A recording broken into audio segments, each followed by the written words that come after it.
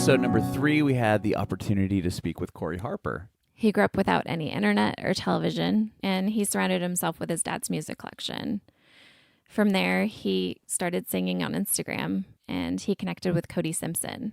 Yeah, and he moved to Los Angeles, started his own venue with his friends, and has had Billie Eilish perform there, and Ed Sheeran, Justin Bieber. Justin Bieber even hand chose Corey Harper to open up for him. So we're bringing it backwards with Corey Harper. Cool. I'm going to take my gum out because I don't want to be that guy who's chewing gum on sure. the podcast. Do you want me to give you a... Yeah, that'd be great. Well, I usually just swallow it, but Are you sure? for the sake of being polite, I'm going to... You can. Doesn't it stay in your body for like 7 years? See, or this is that is a the rumor? thing. This is the thing that everyone always says, oh, it's going to stay in your body, but I think it's bullshit. I would assume that as well. There's no way your body is going to be like, oh, it's gum.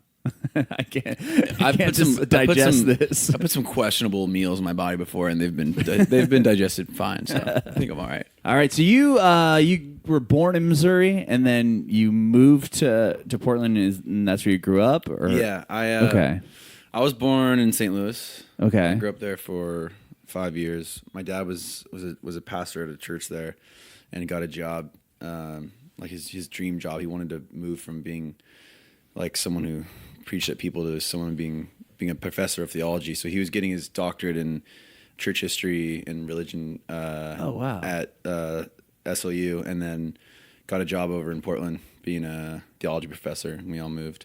Okay. And went to Portland. Wow. I don't remember it much, but...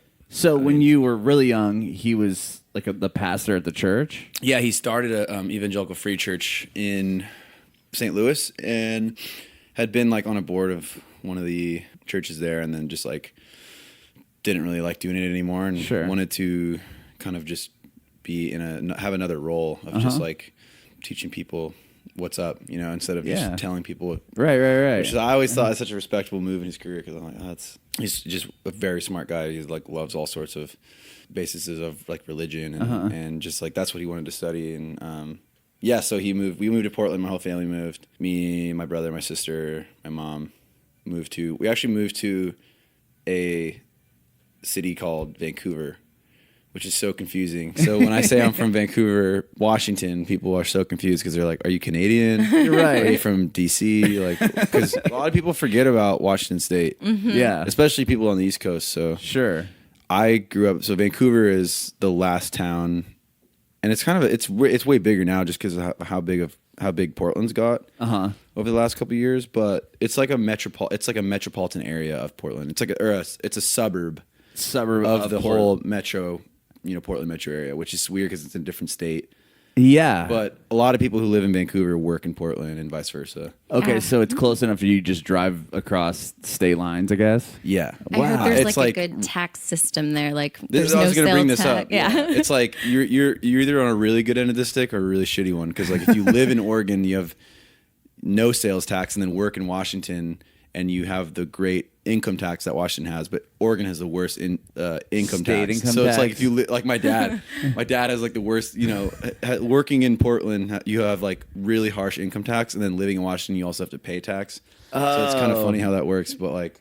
So you could go the other way and not really pay any taxes on anything. Like like people from Washington, you go to buy all your cars in Oregon because you don't have to pay sales tax because there's no sales tax there. But anyways, yes, I was really young when we moved, so all I've really ever known is growing up in the Portland area. Right on. And then how did you get into music? My family, just my dad was a guitar player, played in bands growing up. Oh, wow. And he just had that like just natural ability to play and sing, and also like being in church when I was little, I would always hear music from going to church and singing. I was surrounded by it every weekend. My uncle was a great guitar player. Oh, wow. And he got me into listening to blues music. Okay. Rock and roll. Like old like classic rock or 60s, 70s, like a little bit before, but he was huge into Stevie Ray. Oh, okay. Jimi Hendrix, Eric Clapton. Yeah. The Beatles, Led Zeppelin, Sure. And my dad was also a huge fan of all those people. Him and my dad have a really close relationship, so I was just around guitars at a really early age, so I picked up guitar when I was like 5 years old. Wow. And didn't really get super serious about it until I was 13, 14. Okay. Decided, I want to, actually start getting Pursuing this? Yeah, pursuing it. And then did you just learn by ear, or how did you kind of pick it up? By ear and YouTube. And Really? listening to records, listening to my dad's like CDs and tapes.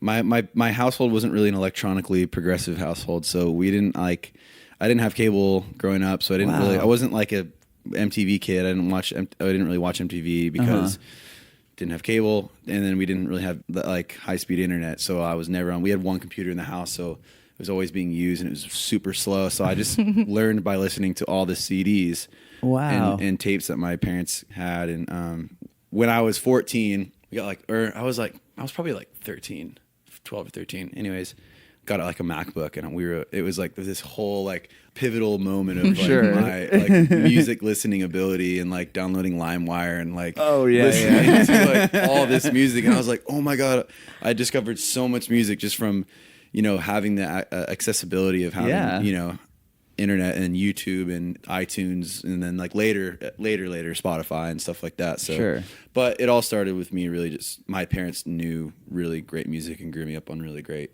singer-songwriters and bands and stuff that I was kind of not forced to listen to, but it was always around playing my house all the time. Yeah. So I got a hold of the web. I just kind of developed my own taste of diving into people like John Mayer, and then like making all that other music accessible, just through the younger to the younger demographic, with like this like very like kind of so you have the whole influence. the whole spectrum of like, the earlier guitar work up into this more the singer-songwriter stuff. Yeah. And do you remember what age you were when you started kind of like putting together your own songs, like when you weren't playing to the CDs and stuff? My parents would have company over like all the time. Like we loved having company over at our house. When I was younger, like 8 or 9, I would always when I was little, I loved having the attention. Like people watch what I was doing, and I always wanted to be the center of attention and like entertain people. I just loved like backflips and off my couch or like playing guitar, or like I would like drum on pots and pans and shit. But I would like do these little performances for people that came over to my house, and I would just like play my guitar, and it probably sounded awful. But I'm learning now, getting older, like when a 9-year-old is playing something that they want you to like, you're like, oh, it's a good job. Yeah, you're doing awesome. Yeah, you don't want to tell the kid, hey, man, you suck. And then crush their dreams. So that was like where I really just, I guess I always wanted to entertain people and sing. I loved singing. I wasn't really great at it until I was older and started really kind of developing my voice just by trying to sing like people that I was listening to. Sure. Model myself after all my idols and stuff. Yeah. Like obviously your dad was a guitar player and your uncle, so they're probably pretty big advocates for you. Totally. They're super supportive. Yeah. Like getting a guitar for Christmas, getting a drum set for Christmas, getting like a piano. Like I remember like 3 Christmases in a row I got like a guitar, the next year I got a drum set, and the next year I got like a piano. Wow. So it was just like they really are a huge part of like my creative outlet, and they really just instilled that in me to really chase after what I wanted to do. So like super supportive since the beginning. So I'm really lucky to have, that, because a lot of people, and both my parents being teachers too, that's really rare. Yeah. Them being like, oh yeah, you can drop out of school and go live in LA, and we'll help you move down there and stuff. And wow. What does your mom teach? She teaches English. Oh, she nice. teaches English and writing. She's a writing specialist at a school for kids who are transitioning from homeschool to public school. Wow. Yeah. That's great. So she may have helped in the songwriting process. Yeah, totally. And I always give her credit for this, because she's always saying like, oh, Corey, I love these lyrics. Like I listen to your music, and you're such a great writer. And I'm just like, well, I wouldn't have been unless you didn't make me write all the time. And my mom like always wanted me to write and read books, and not only like inspiring me musically, but they inspired me in the whole intellectual spectrum of literature, and just what it means to have your own passion and your own like view on the world and stuff. So they really kind of like curated that for me. Yeah. I hear it in one of your songs too, because you're saying like hallelujah and totally. And it like a very huge like religious background too, like growing up in a very kind of Christian community. I guess like it didn't like it didn't like stunt my like appreciation for music, but I wasn't listening to a lot of like secular music until I was 15 and then discovered a lot of that. And it wasn't because my parents didn't let me, it's just because like none of my friends were listening to like Bob Dylan or like Led Zeppelin or AC/DC or like My Chemical Romance, or like I remember hearing My Chemical Romance and being like, oh shit, like I remember being like secretly printing out the lyrics and not want, like, even though they're a band that is so like important, when you hear their music you're not really hearing how beautiful like where the pain and all that stuff comes from, right, from a beautiful place. You hear like, oh, what are they talking about? Or and like a lot of similar, there's a lot bands of the band I think of when I think of that is like, do you like the Refused at all? I know of them. I never got into them. So they had a record that came out in the 90s called The Shape of Punk to Come, and it was very like screaming and in your heavy face, and like, what is it? And if you just listen to it, you'd be like, what is this? And then years later, then that whole genre of bands kind of formed 10, 15 years later. And, it was and like when you read the lyrics, that's where you see. You're like, wow, like this guy really was doing something that no one was doing. Right. I felt like, as someone who had that curiosity of finding out about all this music that I didn't get to grow up listening to, like some of my friends like thought I was not super weird, but I guess I just fell out with a lot of people because of me wanting to, broaden my spectrum of, listening to other things that probably weren't as approachable to someone who has such a closed mindset of reality. And so but that's what really helped me discover songwriting. I was like, I want to write my own songs through, like you were saying, like, I still write from a background of being in that like religious world, is like writing in a language that can connect to people but also take them outside of their own comfort zone and stuff like that. So I mean, I wouldn't say I'm a religious person. I haven't gone to church and I can't remember how long, but God is everywhere. Exactly. Yeah, it's like me just discovering my own beliefs through music and through other things and stuff, and kind of just like trying to have a lot of questions be answered. Yeah. Mm-hmm. Yeah, and I love your new song that you just put out this year. Which one? I'm so bad with names. You're good. Like recently? Yes. Yeah. Yes. Don't hate me. Don't. Yeah. Yes. That's it. Oh yeah. my gosh. I literally listened to it like nonstop. But thank you. I appreciate that. Yeah, Adam's my like. It's a fun song. It's like the first song I put out where like you feel like dancing rather than like being just by yourself and like thinking about how much you fucked up. Yeah, but like the Wild Nights too, like that. Yeah, and that one too. Yeah. So that's how every girl should want like their boyfriend, or whoever their partner to feel like. That's a great. That's a great note. Thank you. That's a great like compliment. Yeah, I love it. I love that. That's what I wanted. That's exactly what I was trying to do. So that makes me really happy you said that. Yeah, and a lot of them. I'm glad that you feel that way about these two songs, because the next batch of songs that are coming out have that similar vein of just feel to the music. So nice. So because I was asking Jordan, because in a blog I read you have a song Dried Blood and Closer, and I was like, where are these? I kept Googling them. They're out there. What? Yeah. Well, no, they're not. Deeper. They will be soon. Okay. Actually, well, I don't want to talk too much about it because it's not out yet, but Dried Blood is the next single. Oh, rad. Just got it mastered yesterday, sent it off. Nice. So it's going to, I'm excited about it. I'm excited to hear it because I was looking everywhere. Yeah.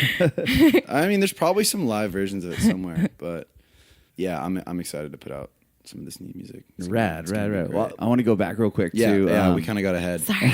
You're good. It's okay. Backtrack. I just want to backtrack to... Bringing it back. So you learned guitar, you keep getting... You got, drum kit, you said a keyboard. Yeah. Guitars. But then it was like guitar became the big like regime change as far as like in my bedroom what was being used and what was the most popular, because I instantly always wanted to go to the guitar to write a song. And then were you playing early on in your teenage years? Were you playing in bands with people, or like how did you? I wasn't playing in bands, but I had a lot of friends that I played with. Okay, we jammed out in our garages and stuff. Sure. Yeah, I always wanted to be someone that was like writing songs. I had friends that played other instruments that we'd get together and play, and I never really like formed a band though. I mean, it was kind of like slim, slim in the sense of like who. Not Like a lot of people. I players didn't know around? many musicians in Yeah. like, my hometown. Like, Okay. What about your brother and sister? Like, did you get them like involved? It's funny because my brother is actually an amazing singer and he's an amazing performer and he's an incredible just person and he has a great just presence, you know, natural presence of being an entertainer. And he's also an incredible writer. So he's always been a huge supporter of me being a songwriter and stuff. So I really wanted to be a singer when I was younger, but he was like always the one that was singing. So I felt like, oh, you know, I'll never be as good as him. So Yeah. I'll just like get really good at guitar. But then I realized I found out my own voice just by listening to people that I wanted to, Yeah. that I loved to listen to and wanted to sound like them. So Yeah. kind of just figured out my own voice by failing to sound like those other people. That's awesome. Yeah. Yeah, it's very unique. Like you're able to go from folky to like country-ish and, you know. And I love Awesome. everything. Yeah. I love all types of music. Like I want for this record and this next project and the next, you know, all projects in the future, I want to cover like as much space sonically as I can just because I love all types of music. Like I grew up listening to any genre of music like I'm a huge fan of, and I'm a fan of all the good parts of each genre, Yeah. if that makes sense. Yeah. Oh yeah, and then Yes. just You know? piecing that together and making Yeah. it your own. Yeah, and I want to like be someone that can cover, you know, a lot of ground sonically because I can and I love to, and you know, one day I'll be super into a certain sound, and then the next day I'll be like, I completely want to do something else. Yeah. And the next day I'll want to do something opposite of that too. So it just kind of changes, and my mind is always faster than what I'm built, like my ability Right. to like write. So it's kind of frustrating at sometimes, but other times it's really great because then it like, you know, it makes you kind of universally and also like sonically pleasing. Because Yeah. you kind of can cater to a lot of different demographics and people. And I think a lot of creative people are like that. It's like you're just going to keep evolving creatively. You're not going to stay. Yeah, like, and I'm aware I'm of only that. going to play this forever. Like Yeah, you're going to. and I have to remind myself progress. all the time though too, because I'll be like, I'll hear something that I'm doing for so long, like when I'm get ready to put out a song out, I'll just be so over it because I've heard it so many times, and I have to always remind myself that you know, I'm 3 years into making music, you know, it's going to be a long time. Yeah, you know, you it's still going to got- take a long time to really gain a whole sense of identity in my music, and I always say like I don't really feel like I feel like the best artists don't ever have an identity in anything. You kind of just take a stab at something here and take a stab at something there, and you find yourself by picking at the pieces of stuff that you've tried to emulate and make into something that forms you. And so I feel like my identity is always changing, which also like separates me from other people and Yeah. a lot of people who and musicians that I respect. That's what I respect about them too, is like they can do that. So So how did you go from, you know, playing in, you know, with your buddies around the Portland area to okay, yeah. now you're opening up big shows? You've played with Justin Bieber. Yeah. You played with these like huge artists. Like how did that happen? So, well, I don't even know still. I ask myself that every day. Like, why am I here?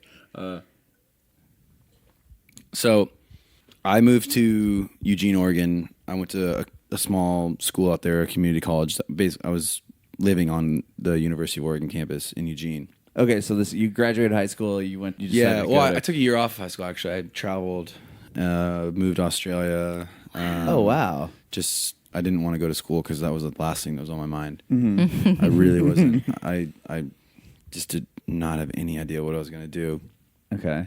And music really wasn't in the picture then because I wasn't writing songs. I wasn't really writing songs then. I was still just like into playing the guitar. I didn't really start writing songs until I was in college. But took a year off, went and traveled, came back, and I was working at a ski resort, and that's where I really started writing music, was on the drive to and from. It was like an hour and a half each way. So 3 hours in the car of just teaching myself how to sing and writing songs as I was driving, and kind of just being like, I want to be a songwriter. And then really developing my own sense of songwriting ability and awareness just by listening to other people that I liked that were songwriters and stuff. So, and that's where I crafted my own, like my taste of music. It was like when I was like 17, 18, where I really got into, you know, a lot of different bands and artists that have shaped kind of my sound and stuff. So yeah, I moved to Eugene after working there, started writing music. Didn't really know how long I was going to be there. A lot of my friends were going to that school, so I wanted to just kind of be near some of my... Yeah, go hang with your friends. Yeah, some of my friends, and I just wanted to... I didn't want to go too far away from home, but I wanted to, you know, be far enough away. Because I was just in Australia for like half a year, so I was like kind of homesick, and then came home, and I was like, oh, I want to go 2.5 hours away. I loved Eugene because it was just... it's changed a lot, but it's... Back when I was going to school there, I had a lot of friends there that I was really close with, and you know, it was close enough near the coast, and I loved going out to the beach and stuff, and I got a lot of inspiration from like just always driving out to the coast. And anyway, started writing songs there, and started to like, I remember posting stuff to like my Instagram page, and people. That was when I would never do that, even when I was writing songs. I remember posting a little bit of stuff, like gaining the courage to finally put something out there. Put something out there. And a lot of people kept saying, "Oh, this is cool," and I got a lot of encouragement through that. And any YouTube, just Instagram? Yeah, YouTube. Awesome. You know, I remember I had a friend that like ran my YouTube for me because I didn't even know how to do it, and I couldn't be bothered to do it because I hate like promoting myself. Even to this day, it's like such a struggle for me. Yeah, because I don't know what to say, and I don't know how to be that person, I guess. But yeah, my friend was like, "I'm making a YouTube page for you." Oh, that's awesome! You have to put stuff up, and I was like, "Get lost!" Like, I'm not doing that. Well, thank you, friend. And, yeah, exactly. Yeah, my friend Bari, he's a musician. Well, he's an incredible rapper, lyricist, and guitar player. He plays guitar, piano, sings, does everything. He's a really multi-talented kid. So then I was just living there, and I had a friend hit me up from LA and be like, "Hey, really close family friend that was living there, and invited me out to be in LA and stay in his place." And I kind of just jumped at the opportunity and immediately moved out there. Yeah.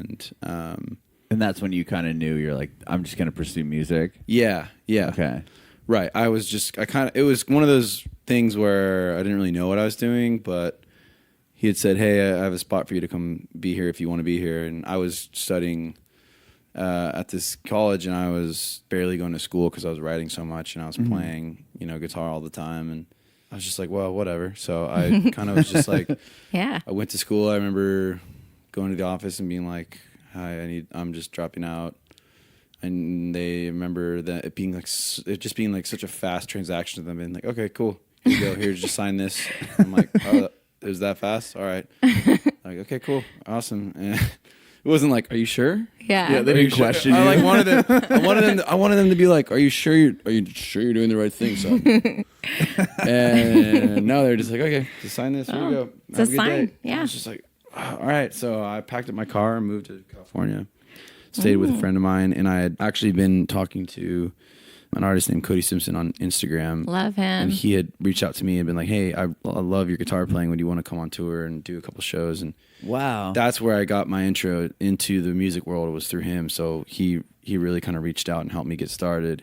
And he just found you online? Or Yeah, just on Instagram? Yeah. Wow. And he's and we just became really good buddies and good friends, and met in LA and started writing together and playing together and stuff. And then my other friend, whose name's Corey as well, my family friend who invited me out to stay at his house, kind of just let me crash there for a while. And long story short, we ended up starting like a music venue together that's now called the Winston House, which is in Venice Beach. Oh, wow. And we have shows there like every Thursday, and have had like a lot of people come and play. And that's where I got my start in performing. Was before we really started, it took off as a music venue. We would just set up a Fender Passport, like really just cheap PA system, and I would play for people that would come through and hang out. And we'd have, a couple of my friends moved down with me from my hometown, one of them who's a musician, one of them who's a good friend of mine, who is a vinyl collector and Rad. spins vinyl and DJ, and we'd have Yeah. throw parties and have people come over and listen to music and then have the artist perform and then just hang out afterwards in our house. It was like this loft, this big wide open space, and it just worked so well. And so we did that for a long time.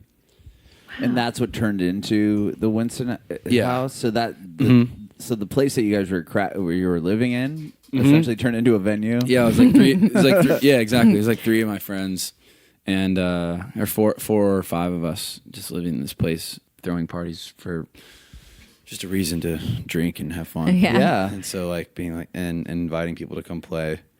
How were the neighbors? They're great actually, because we lived in this loft that everyone surrounding us, it's like they're all businesses, so they all go home at 5. So Oh, that's perfect. we would just have the place to ourselves. Yeah.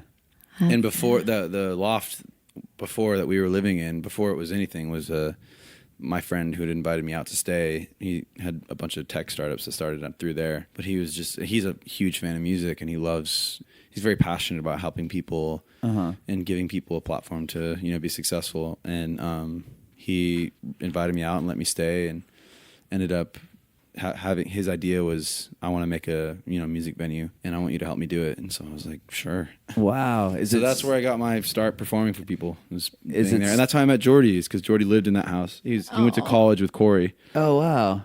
I was at Winston House, and I played like 2 shows, and Jordy's like, I'm gonna help you. Let me be your manager. And like, he's like, let me be your manager, man. Do you want to play Madison Square Garden? Yeah. No, I'm just you kidding. will, totally. No. That's a famous story about just me and Jordy meeting with managers in LA. It's kind of an inside joke, but No, and it's great to travel with someone that you're familiar with and that actually has your back. So yeah, that's cool. I was like, "Are you sure?" And I remember it was just like I remember the moment so clearly downstairs at the house, and it was going back to the question of how I've been able to play with all these people. This is great. I just immersed myself into the music scene in LA as this like wide-eyed person from Vancouver, Washington, being like, I don't know anything about what I'm doing, but I want to chase this dream of being a musician and like having people hear what I have to say. And I just got really, it's just a combination of working really hard and just getting really lucky of like being in the right place at the right time. Like meeting Justin, I met him at a bar in Hollywood. Wow. Through Cody, and then we just sparked a relationship through that, and then I met like Niall Horan through Justin. So it was just like this like pattern of like just meeting all these people who I've like known about forever, and then like them being interested in what I'm doing. I'm just like, I'm not anything like you guys. Like I'm just so different from what you guys, like you guys are huge stars. Like I'm nobody, but they were so encouraging, and so They obviously saw something there, or they wouldn't be wasting their time. Especially like you said, it was kind of about being in the right place at the right time. But if you don't have the skill set, then it wouldn't really. It's a combination of a lot of things, man. It's that, and I have amazing management. Like my other manager, Matt Graham, was Cody's manager at the time, and kind of just encouraged me to start doing my own stuff. And Cody's old guitar player, he's a guy named Andrew Wells, has encouraged me to come into his studio because he was starting to produce at the time. Now a very successful producer, but it said like, I want to produce some of your songs. And I was like, really? Wow. So it's just all those things, like people being interested in me, taking a stab at it, and being put in the right place. And it's a constant journey, learning how to kind of like play the game at the same time, but still be true to yourself, and get better with the self-promotion and better at like realizing. I think the hardest thing for me is because I'm so like low of self-confidence, is knowing that I have something that people want, especially like fans of the music that I make, which sounds so weird for me to even say still, but I know what that's like, being a fan of people that I look up to.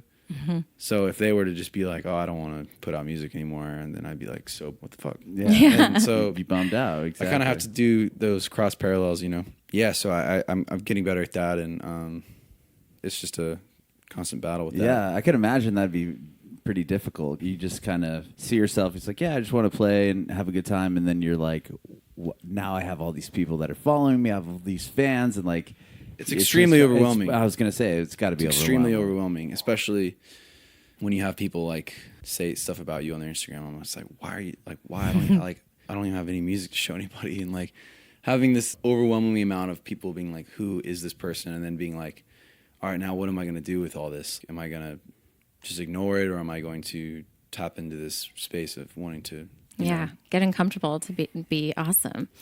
Getting comfortable to be awesome. That's a tagline if I've ever heard one. I love that. Oh, yeah. Episode. I love that. Getting comfortable to be awesome. Yeah, and I want to, but perfecting my craft every now and every day, and trying to write songs that relate to people as much as possible, but are also really true to myself. And yeah, so I've had an amazing opportunities just creating like an atmosphere to be able to be successful on just honesty and songwriting. Yeah, and I mean, you've got an opportunity to play some really big. Didn't you play? You played like Bonnaroo, and you've done. Yeah, that was crazy. That was like Sasquatch. Not even a year into putting out music, so that's it was crazy. Like, yeah, my God, we're actually doing this. Yeah, you did Bottle. You're doing Bottle Rock this year several times, and you've played it before. I'm doing. No, I've done it. I did Bottle Rock, Bonnaroo, Sasquatch. Rest in peace, because it's no longer there anymore. Sure, yeah. And a bunch of other festivals, basically within the year of releasing my first EP and stuff. So, wow. Yeah, doing more festivals this year. It's just like a matter of trying to keep the momentum going. Yeah. While also trying to create. So it's like an exercise. A tough exercise. And I just, for those guys that believed in you before you even had anything out, just the presence that you have in this room, it's just like so warm and I appreciate that. Yeah. Thank you so much. People can feel that you're genuine and Thank you. I hope so. Mm-hmm. Yeah. I mean, that's what I think everyone's attracted to, whether you like it or not. Yeah. Yeah. People know if you're up there just BSing them. Exactly. And they can. You can. I mean, I remember going to, and that's what inspired me to be a musician, because I would go to shows, see openers, or see even people that I thought were going to be really great, and I would go to their show and I'd be like, I can see right through this, and I could do this. Yeah. So I remember being so upset. I didn't want to go to, when I was getting into being a songwriter, I was almost so hesitant to go to shows, because I knew either one, I was going to be really jealous of how good they were going to be. Mm-hmm. I get so uncomfortable when I see someone else that's doing something that I wish I was doing. Yeah. Which is, I think, a natural thing that not everyone struggles with, but especially like songwriters and especially performers. Yeah, because you're going to be comparing yourself to everyone you watch. One of the biggest things I struggle with is comparing myself to other artists. Or the other end of it is being like upset that you went to see a show where you could have been up there and doing a way better job. Yeah. So that's what inspired me to start being a performer, because I was like, I could do that. Yeah. Well, we're stoked that you're doing what you're doing. You're and I hope no one killing thinks that it about me when I'm up on stage. No. But thank you so much. Right on, man. Well, we have one more question for you, and it's: do you have any advice for aspiring artists? Yeah, I think my advice would just be trust yourself, because at the end of the day, your first instinct is always going to be the best. You can always put yourself in so many situations of like, oh, I'm not as good as this person, or basically, don't compare yourself to anybody, because you are who you are, and people like you for a reason, because you're you. So stay true to yourself and always trust yourself, and but still kind of stoke the inspiration fire inside you, and still be inspired and listen to other people. And it's hard to listen to other people without comparing yourself to them, but try to fit yourself in this between the margin of doing that and the latter. So yeah, I think trusting yourself is a huge part of being a songwriter, mm-hmm. and being confident in whatever it is that you do. I love it. Yeah, that's awesome. Well, thanks so much for doing this, man. Don't let anyone tell you who you are. Just be who you are.